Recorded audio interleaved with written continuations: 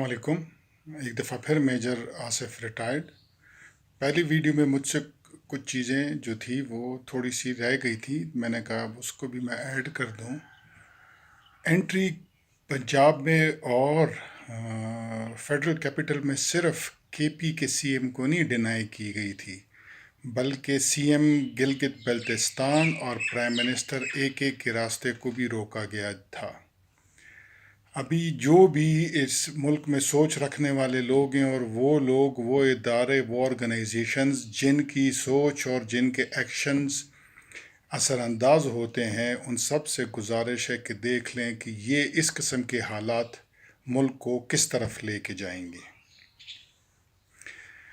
اگلی بات جو میں کرنا چاہتا ہوں کہ میری جو انفارمیشن ہے، جو تھوڑی بہت معلومات میں نے حاصل کی ہے، پریڈومیننٹ ایک اسکول آف تھاٹ ہے جن کے خیال میں راجپوت سینٹرل ایشینز ہوتے ہیں۔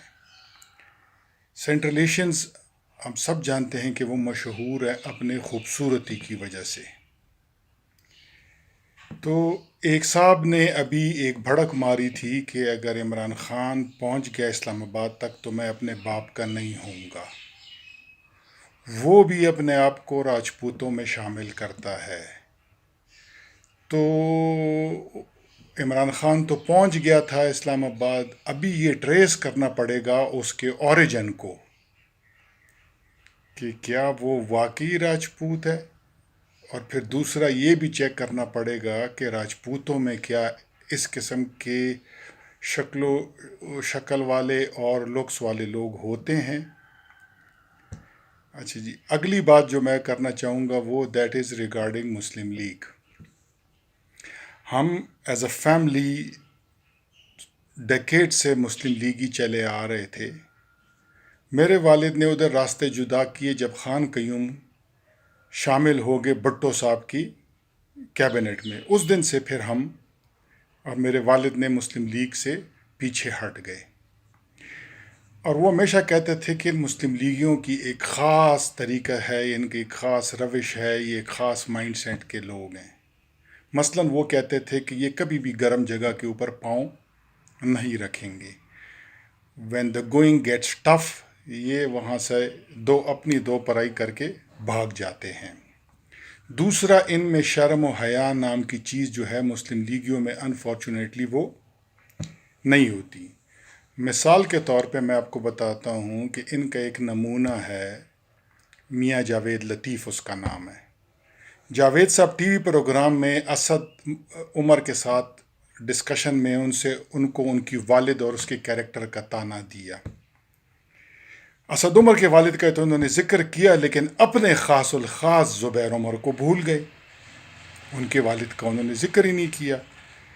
اور دوسری اوپر سے خوبصورتی دیکھیں کہ زبیر عمر صاحب بھی ان کے اوپر ریئیکشن آنا چاہیے تھا کہ بھئی تم میرے پارٹی کے بندے ہو اور تم نے میرے والد کے متعلق غلط بات کی، تو اسد عمر کو کچھ ریئیکشن شو کرنا چاہیے تھا، لیکن ہے تو یہ مسلم لیگی، سو ان میں یہ چیز شامل ہی نہیں ہے کہ یہ اس طرح کریں گے۔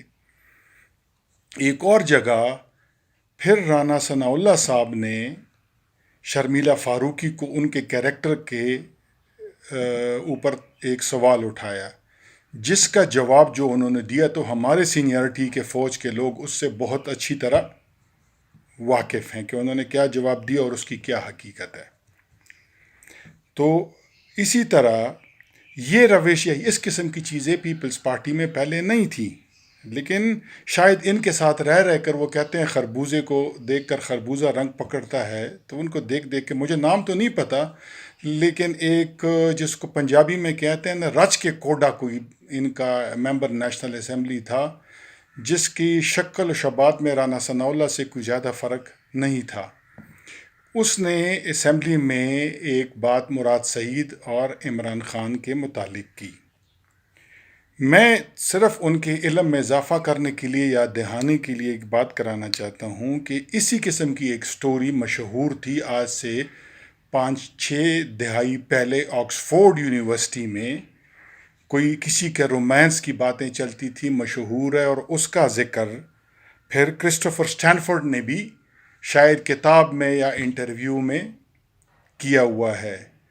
تو کچھ خصوصیات ہیں مسلم لیگ کی، اور جب جو پارٹیاں ان کے ساتھ ابھی ٹائم گزارنے لگ گئی ہیں تو وہ خصوصیات انفارچونیٹلی ان پارٹیوں میں بھی آنے لگ گئی ہیں۔ پاکستان زندہ باد، خدا حافظ۔